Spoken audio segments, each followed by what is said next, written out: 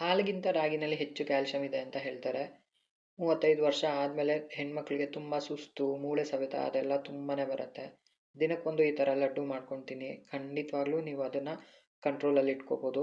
ತುಂಬಾ ಸುಲಭ ಮಾಡೋದು, ತುಂಬಾ ಈಸಿ ಕೂಡ. ಯಾರು ಬೇಕಾದರೂ ಸೇವಿಸ್ಬೋದು. ತುಂಬ ಸುಸ್ತಿದೆ, ಅನಿಮಿಕ್ ಇದೆ, ಕೂದಲು ಉದುರ್ತಾ ಇದೆ, ಮೂಳೆ ಸವಿತಾ ಇದೆ ಅಂತ ಅಂದರೆ ಈಸಿಯಾಗಿ ಇದನ್ನು ಟ್ರೈ ಮಾಡ್ಬೋದು. ಟೇಸ್ಟ್ ಅಂತೂ ಅದ್ಭುತವಾಗಿರುತ್ತೆ. ನಿಮಗೆ ರಾಗಿಲಿ ಮಾಡಿದೆ ಅಂತಲೇ ಸಹ ಗೊತ್ತಾಗಲ್ಲ. ಅಷ್ಟು ರುಚಿಯಾಗಿ ತುಂಬ ಚೆನ್ನಾಗಿರುತ್ತೆ. ಯಾವುದೇ ಥರದ ದುಬಾರಿ ಡ್ರೈ ಫ್ರೂಟ್ಸ್ ಬೇಕಿಲ್ಲ ಇದಕ್ಕೆ ಮಾಡೋದಕ್ಕೆ.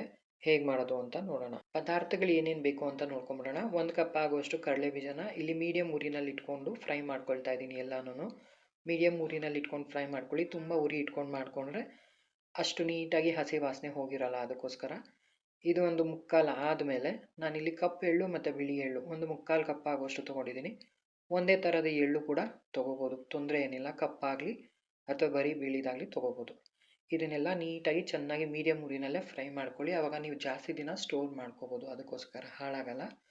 ಈ ಥರ ಎಲ್ಲ ಚೆನ್ನಾಗಿ ಫ್ರೈ ಆಗಿ ಇದು ಸಿಡಿತಾ ಬಂದಾಗ ಇದನ್ನು ಪಕ್ಕಕ್ಕೆ ತೆಗೆದಿಟ್ಕೋಬೇಕು, ಫುಲ್ಲು ತಣ್ಣಗಾಗೋದಕ್ಕೆ. ಇದಾಗಿದೆ, ಇದು ಕಂಪ್ಲೀಟಾಗಿ. ಇದನ್ನೆಲ್ಲ ಒಂದು ತಟ್ಟೆಗೆ ತೆಗೆದಿಟ್ಕೊಳ್ತಾ ಇದ್ದೀನಿ. ನಿಮಗೆ ವಿಡಿಯೋ ಇಷ್ಟ ಆದರೆ ದಯವಿಟ್ಟು ಲೈಕ್, ಶೇರ್ ಮತ್ತು ಸಬ್ಸ್ಕ್ರೈಬ್ ಮಾಡಿಕೊಂಡು ಸಪೋರ್ಟ್ ಮಾಡಿ. ಅದೇ ಬಾಣಲಿನಲ್ಲಿ 3 ಕಪ್ ಆಗುವಷ್ಟು ರಾಗಿ ಹಿಟ್ಟನ್ನು ತೊಗೊಳ್ತಾ ಇದ್ದೀನಿ. ಇದನ್ನೆಲ್ಲ ಮೀಡಿಯಮ್ ಟು ಲೋ ಫ್ಲೇಮಲ್ಲಿ ಇಟ್ಕೊಂಡು ಹುರ್ಕೋಬೇಕಾಗತ್ತೆ.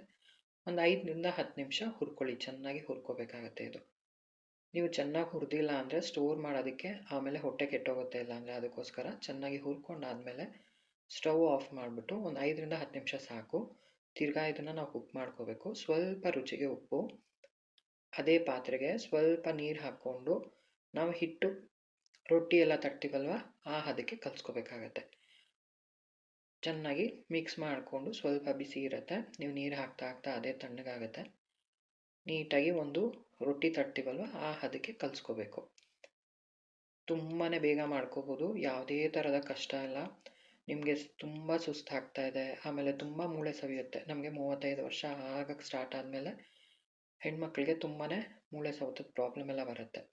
ನೋಡಿ, ಈ ಹದಕ್ಕೆ ಕಲಿಸ್ಕೋಬೇಕಾಗತ್ತೆ. ಅದನ್ನೆಲ್ಲ ಈಸಿಯಾಗಿ ಇದರಲ್ಲಿ ತಡೆಗಟ್ಬೋದು. ಇದನ್ನು ಇವಾಗ ನೀಟಾಗಿ ಒಂದು 2 ರೊಟ್ಟಿ ಆಗುವಷ್ಟು ನಾನು ತಟ್ಕೊಳ್ತಾ ಇದ್ದೀನಿ. ದಪ್ಪಕ್ಕೆ ತಟ್ಕೋಬೇಕು, ತುಂಬ ತೆಳ್ಳಗೆ ಅಂತ ತಟ್ಕೊಳಕ್ಕೆ ಹೋಗಬಾರ್ದು. ದಪ್ಪಕ್ಕೆ ಈ ಥರ ತಟ್ಕೊಂಡು ಹೆಂಚಿನ ಮೇಲೆ ಸ್ವಲ್ಪ ಒಂದು 5ರಿಂದ 10 ನಿಮಿಷ ರೋಸ್ಟ್ ಮಾಡ್ಕೋಬೇಕಾಗತ್ತೆ. ತುಂಬ ಖಡಕ್ಕಾಗಿ ಏನು ರೋಸ್ಟ್ ಮಾಡ್ಕೊಳ್ಳೋದು ಬೇಡ. ದಪ್ಪಕ್ಕೆ ತಟ್ಟಿರೋದ್ರಿಂದ ನೀಟಾಗಿ ಒಳಗಡೆ ಬೆಂದರೆ ಸಾಕಾಗತ್ತೆ. ಏಕೆಂದರೆ ಹೊಟ್ಟೆ ಕೆಡಬಾರ್ದಲ್ಲ, ಅದಕ್ಕೋಸ್ಕರ ನೀಟಾಗಿ ರೋಸ್ಟ್ ಮಾಡ್ಕೋಬೇಕು. ಯಾವುದೇ ಥರದ ತುಪ್ಪ, ಎಣ್ಣೆ ಏನೂ ಬೇಕಿಲ್ಲ. ನಿಮ್ಗೆ ಇಷ್ಟ ಇದ್ದರೆ ಹಾಕ್ಕೋಬೋದಷ್ಟೇ. ನಾನಿಲ್ಲಿ ಏನೂ ಹಾಕಿಲ್ಲ. ಇದೇ ಥರ ಮೀಡಿಯಮ್ ಊರಿನಲ್ಲಿ ಎರಡೂ ಸೈಡು ನಾನು ನೀಟಾಗಿ ರೋಸ್ಟ್ ಮಾಡಿ ತೆಗೆದಿಟ್ಕೊಳ್ತಾ ಇದ್ದೀನಿ. ನನಗೆ ನೀಟಾಗಿ 2 ರೊಟ್ಟಿ ಆಗಿದೆ ಇದು. ನೋಡಿ, ಈ ಥರ ಆದರೆ ಸಾಕಾಗತ್ತೆ. ನೀಟಾಗಿ ಬೆಂದಿರುತ್ತೆ, ಯಾಕೆಂದರೆ ನಾವು ಫಸ್ಟೇ ಒಂದು ಸ್ವಲ್ಪ ಹುರ್ಕೊಂಡಿದ್ದೀವಲ್ಲ, ಅದಕ್ಕೋಸ್ಕರ. ಈ ಥರ ಎಲ್ಲ ಸಣ್ಣದಾಗಿ ಪೀಸಸ್ ಮಾಡಿ ಇಟ್ಕೋಬೇಕು.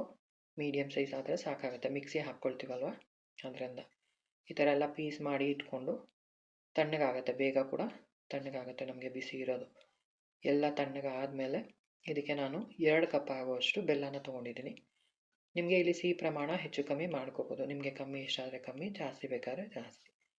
ಹಾಗೆ ಎಳ್ಳು ಮತ್ತು ಕಡಲೆ ಬೀಜ ಕೂಡ ತಣ್ಣಗಾಗಿರುತ್ತೆ. ಎಲ್ಲ ಇದಕ್ಕೆ ಒಟ್ಟಿಗೆ ಮಿಕ್ಸ್ ಮಾಡಿಕೊಂಡು ಒಂದು ಸತಿ ಕೈಯಲ್ಲಿ ಮಿಕ್ಸ್ ಮಾಡ್ಕೋಬೇಕು. ಈ ಥರ ಮಿಕ್ಸ್ ಮಾಡಿಕೊಂಡು ಮೀಡಿಯಮ್ ಜಾರಲ್ಲಿ ಸ್ವಲ್ಪ ಸ್ವಲ್ಪನೇ ಹಾಕ್ಕೊಂಡು ಈ ಥರ ತರಿ ಪುಡಿ ಮಾಡ್ಕೋಬೇಕು.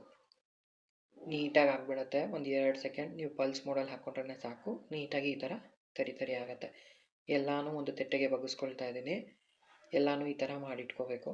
ನಿಮಗೆ ಕೂದಲು ಉದುರ್ತಾ ಇದೆ, ನಿಶಕ್ತಿ, ಚಿಕ್ಕ ಮಕ್ಳಿಗೆ ಕೊಡಬೇಕಾದ್ರೆ ಯಾರಿಗೆ ಬೇಕಾದರೂ ಕೊಡ್ಬೋದು. ತುಂಬ ಇಷ್ಟಪಟ್ಟು ತಿಂತಾರೆ.